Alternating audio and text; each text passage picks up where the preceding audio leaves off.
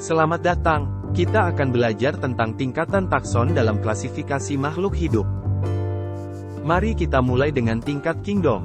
Di sini, kita menemukan semua jenis makhluk hidup, mulai dari tumbuhan hingga hewan. Klasifikasi ini membantu kita memahami keragaman di bumi. Sekarang, fokus pada filum, atau divisio dalam istilah botani. Filum adalah tingkat yang lebih rinci dari kingdom, dan divisio adalah istilah yang sama tetapi digunakan dalam klasifikasi tumbuhan. Misalnya, filum Chordata mencakup mamalia dan reptil, sementara divisio Antofita mencakup tumbuhan berbunga. Filum membantu kita mengelompokkan makhluk hidup berdasarkan karakteristik umum seperti struktur tubuh, sementara divisio digunakan untuk mengelompokkan tumbuhan berdasarkan ciri-ciri tertentu seperti sistem reproduksi. Lanjut ke kelas. Kelas adalah tingkat yang lebih spesifik lagi dalam klasifikasi. Contoh, kelas mamalia mencakup semua mamalia seperti lumba-lumba, Tursiops truncatus, dan gajah, Loxodonta africana.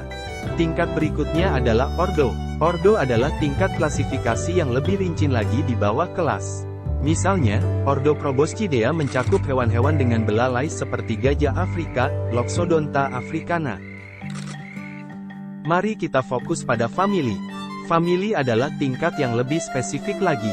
Contohnya, famili Elephantidae mencakup gajah Afrika, Loxodonta africana, dan gajah Asia, Elephas maximus.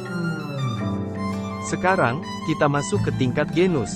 Genus membantu kita mengidentifikasi hubungan yang lebih dekat antara beberapa spesies. Contohnya, gajah Afrika, Loxodonta africana, termasuk dalam genus Loxodonta, sementara gajah Asia, Elephas maximus, termasuk dalam genus Elephas. Nama genus biasanya berakhiran dalam satu kata dan dimulai dengan huruf kapital. Mari kita bahas tingkat spesies. Spesies adalah tingkat klasifikasi yang paling rinci, dan setiap organisme memiliki nama ilmiah yang unik. Contohnya, gajah Afrika memiliki nama ilmiah Loxodonta africana, di mana africana adalah spesiesnya, sementara gajah Asia memiliki nama ilmiah Elephas maximus, di mana maximus adalah spesiesnya. Nama spesies biasanya berakhiran dalam satu kata dan ditulis dalam huruf kecil. Selain itu, kita juga memiliki konsep varietas yang mengacu pada variasi dalam satu spesies tertentu. Varietas muncul ketika ada perbedaan genetik atau karakteristik di antara individu-individu dalam satu spesies. Contoh, dalam spesies Capsicum annum, kita dapat menemukan varietas paprika merah dan paprika hijau yang memiliki perbedaan warna buah. Varietas membantu kita memahami keragaman dalam satu spesies. Terakhir, kita akan membahas konsep ras. Ras adalah kelompok individu dalam satu spesies yang memiliki karakteristik fisik atau genetik yang khas. Ras seringkali terbentuk sebagai hasil adaptasi terhadap lingkungan tertentu.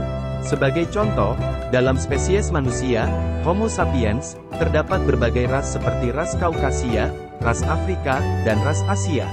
Ras membantu kita memahami variasi dalam spesies manusia di seluruh dunia. Dengan pemahaman ini, kita dapat menjelajahi keanekaragaman makhluk hidup di bumi. Terima kasih.